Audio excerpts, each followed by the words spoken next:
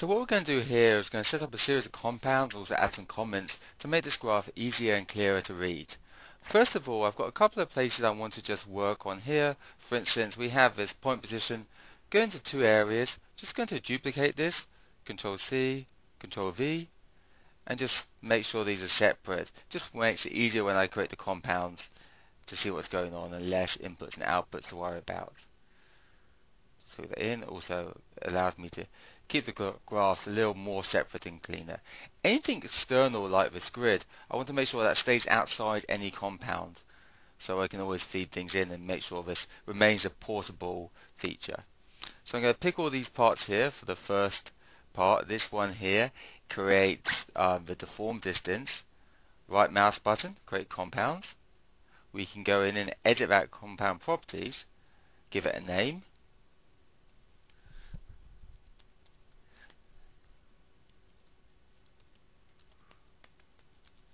So I just said that set up the form distance for the name, and we can also give it a description.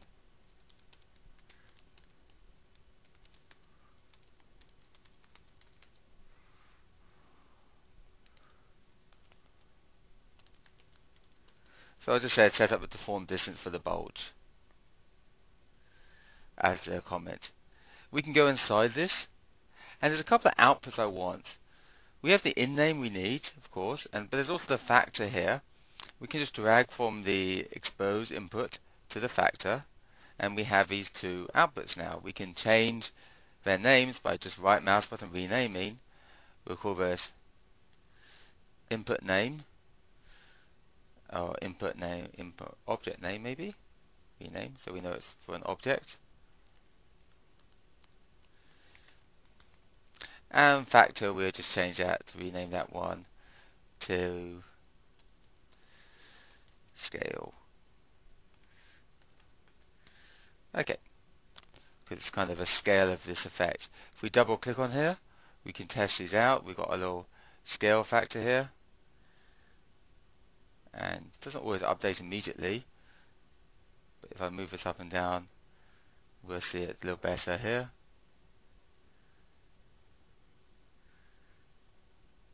And there it goes. So there's a scale factor, and we'll just leave it at 2.5, that's fine. And we have our first little compound here set up. Next we're going to do this portion here.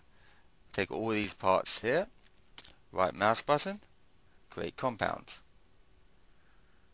Again, we'll just go frame that for a second. We will change the properties to name it. This is calculating the bulge, or setting up the bulge. So call this set up bulge. We don't need a description, but we can say what it does.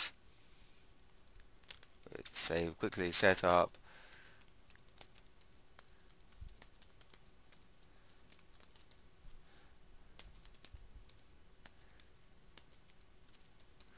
okay, so we said set up bulge based on distance and F curve.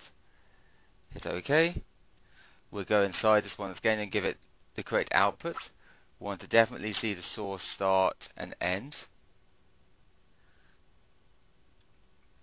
We want to definitely see the profile, so we can change the F-curve profile. And that should be all we need for the moment. So we'll just bring that out. And again, now we can go in here.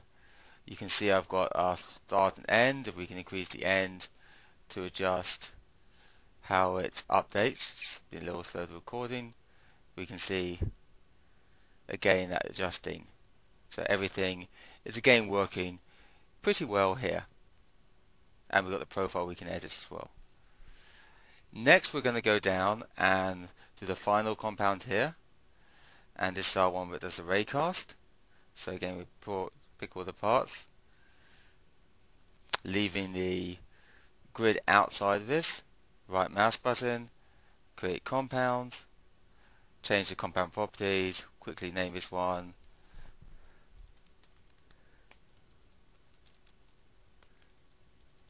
Set up raycast. Okay, and we can just organize the graph a little bit nicer now, and you can see everything is so much simpler and easier to read than before. Inside each of these compounds we can give comments if we need to. For instance, this portion here is getting the distance. So it'd be nice to actually explain what's going on between these three compounds.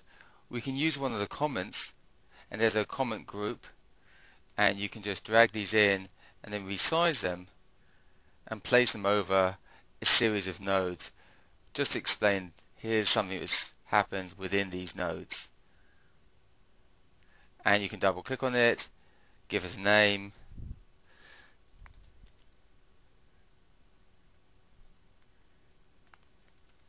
calculate distance for bulge.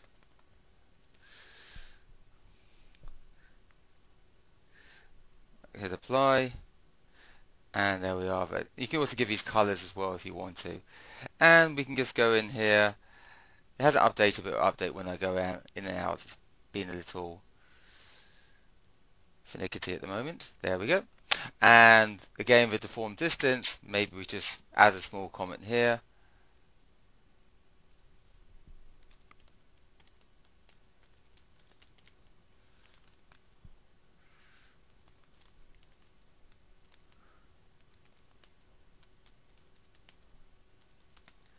So as I said, that's the control bulge hit point. And that makes sense to me, but you can make any comment that makes sense to you. It's fine. And adding comments is always a good idea when you're working with compounds and with any ice trees. It makes life easier for everyone. And the raycast, again, if you want to go inside here, we could explain anything we've done special here, like this invert. Again, anything out of the ordinary you ever do, it's nice to add a little extra. And also, if you ever change an existing compound, it's also good to make note of those. So this will be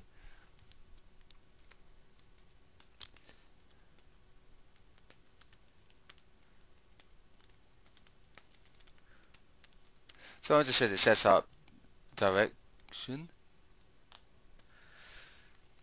so it works with rotation, or to work with rotation sounds more professional. Again, I'll apply that. So those are comments we have. Again, any outputs we need. In this case, we have most of the things we need are actually in there. I don't see any special outputs I need to adjust for this because it's using everything it needs there. So we've got geometry, we've got our bulge, and we have our deform distance. Actually, one thing we do want the output is probably the vector here, so we can change our direction vector. So that's the only one I think we really need in there. And we can leave it as vector, that's fine. So those are our three basic compounds, and we're ready to make this into a single compound so we can easily share this. And to do that, we need an execute node, because we don't really have a compound that has three outputs. It just make our life difficult. So we're just going to get two extra nodes. We're going to get an execute node for this end, and we're just going to feed these in the same order into the execute node, port 1, port 2, port 3, and then we'll just link this into port 1, and we'll unlink those other two ports. So there's our execute node. And then whenever you've got more than one thing going into multiple nodes, see here, it's this part, we need a pass-through node. So again, we'll just get a pass-through node, and we will link the value into the pass-through, and then into the surface here, and into the geometry there. And that should be everything we really need for this to work. And then we just pick all these nodes here and create our final compound.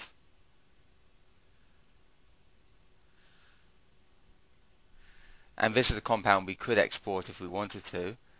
We will change its properties. This will be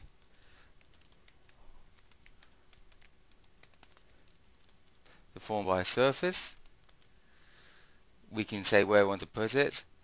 So deformation slash FX. I'm just going to give it a slightly different name because I already have a deformed by surface. This is a newer updated one, so I'll go new. or we can give it a different version number as well if we wanted to. So we could say version, 2, and you can also, we didn't talk about this, a tag, so you can give it a note, new options, and hit OK, and then when we export it, so that should be fine. Hit OK. Takes a second. We have our new deform by surface. You can see the version with a tag. You can see new options, and there's version 1 of the old one I had before. We can test it, see if it works. Looks like it's working well.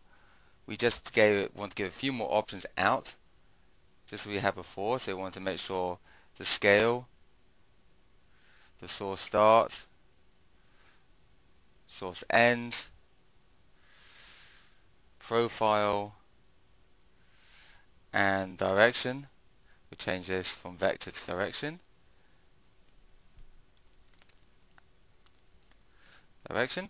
And we'll probably export it one more time with the same version.